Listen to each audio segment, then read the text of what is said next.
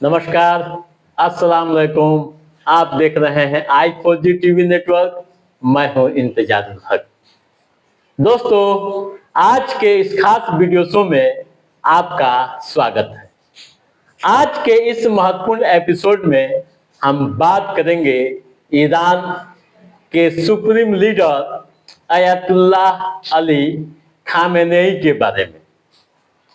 जी साथियों, जैसा कि आप जान रहे हैं कि इजराइल व ईरान के बीच जंग जारी है। इस जंग के बीच इस्लामिक दुनिया से लेकर हर क्षेत्र में अयतुल्लाह अली खामेनेई के बारे में कई तरह की चर्चाएं हो रही हैं, कई तरह के सवाल हो रहे हैं। अमेरिका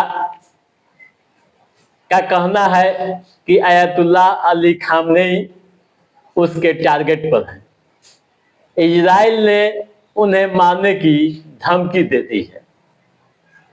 इजराइल का कहना है कि यदि अयतुल्लाह अली खामेनेई मार डाला गया तो सारा विवाद ही समाप्त हो जाएगा। ऐसे में अयतुल्लाह अली खामेनेई के बारे में उनका राजनीतिक जीवन, उनका कार्यकाल, कैसे वह ईरान के सुप्रीम लीडर बने, इस पर तरह तरह की बहसें हो रही है। कैसे उनका नाम खामेनेई पड़ा, यानी सरनेम, इसको लेकर भी कई तरह की बातें हो रही है। हम आपको विस्तार से बताने जा रहे हैं, आप ध्यान से सुनिएगा। पहले यह समझें कि परिवार को कैसे मिला खामेनेई का सरनेम। दोस्तों, काफी दिलचस्प इतिहास है। एक मीडिया रिपोर्ट के अनुसार सन 1939 में ईरान में जन्मे अयतुल्लाह अली खामेनेई के पिता जावेद खामेनेई एक मौलवी थे। अयतुल्लाह अली खामेनेई का जन्म नजफ शहर में हुआ था। पिता जावेद के कुल 8 बच्चों में से दूसरे नंबर के अयतुल्लाह अली खामेनेई थे। वे काफी कम उम्र में ही इस्लामिक विद्वान बन गए। उनके 2 और भाई भी मौलवी हैं, यानी इस्लामिक विद्वान हैं। उनसे छोटे भाई मौलवी के साथ एक अखबार के संपादक हैं। उनका नाम नादी खामेनेई है। दोस्तों, अयतुल्लाह अली खामेनेई के पिता अजरबैजानी मूल के थे और ईस्ट अजरबैजान प्रांत के खामनेह के रहने वाले थे। इसी खामनेह के नाम पर परिवार ने अपना सरनेम खामेनेई चुन लिया। ठीक है, अब आइए यह जानने की कोशिश करते हैं कि 1989 में वे कैसे ईरान के शीर्ष नेता बने, यानी सुप्रीम लीडर। दोस्तों, एक मीडिया रिपोर्ट के अनुसार 1979 की ईरानी इस्लामिक क्रांति में अयतुल्लाह अली खामेनेई ने रूहुल्लाह खुमैनी के नेतृत्व में हिस्सा लिया था। फिर शाह मोहम्मद रजा पहलवी जब सत्ता से बेदखल हुए तो खुमैनी का दौर आया। वह खुमैनी के इतने करीब आ गए कि उन्हें 1981 में राष्ट्रपति पद मिल गया। 1989 में जब खुमैनी का निधन हुआ तो अयातुल्लाह अली खामनेई ने उनकी जगह ले ली। ठीक है, तब से राष्ट्रपति कोई बनता आ रहा है, लेकिन शीर्ष नेता खामेनेई ही रहे हैं और हैं भी। फिलहाल वहां के राष्ट्रपति मसूद पेजेशिकियान है।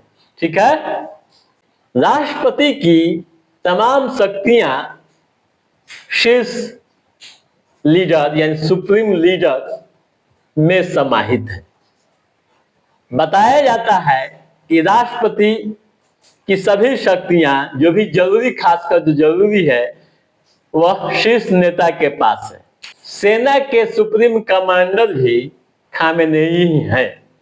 बताया जाता है कि नीतिगत मामलों से लेकर सेना तक के अहम मामलों में भी अंतिम निर्णय खामेनेई का ही होता है।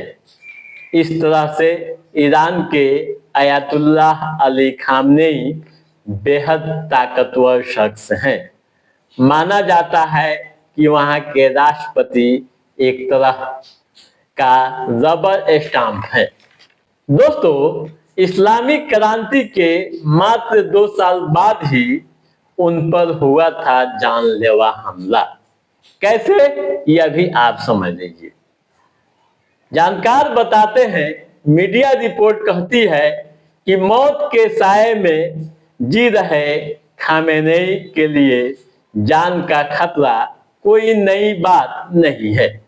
इस्लामिक क्रांति के 2 साल बाद 1981 में अयातुल्लाह अली खामेनेई पर जानलेवा हमला हुआ था।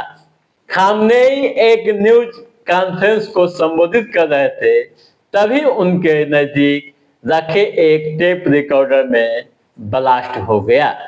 इस ब्लास्ट में खामेनेई का दायां हाथ पैरालाइज हो गया और एक कान से सुनने की क्षमता भी कम हो गई। दोस्तों, वह अब भी इन शारीरिक कमजोरियों के साथ ईरान की सत्ता के सूत्र को मजबूती से संभाले हुए हैं।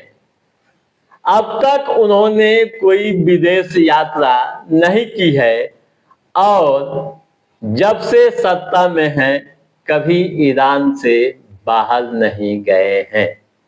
ठीक है दोस्तों, तो आप समझ गए होंगे अयातुल्लाह अली खामेनेई के बारे में कि वे कितनी शक्तिशाली हैं और किस तरह की शक्तियां उनके पास हैं और उनका राजनीतिक सफर या यूं कहूं कि मजहबी सफर किस तरह का रहा। आप समझ गए होंगे तमाम तरह की बातें। तो दोस्तों, आज के इस महत्वपूर्ण एपिसोड में बस इतना ही। कैसा रहा हमारा ये एपिसोड, आप लाइक और कमेंट करके हमें जरूर बताइएगा। यदि आपने हमारे चैनल को सब्सक्राइब नहीं किया है तो सब्सक्राइब भी कीजिएगा, ताकि इस तरह की महत्वपूर्ण जानकारियों संबंधित जो भी अप टू डेट है उससे हम समय समय पर आपके बीच पहुंचाते रहेंगे। तब तक आप अपने दोस्त को दीजिए इजाजत। नमस्कार।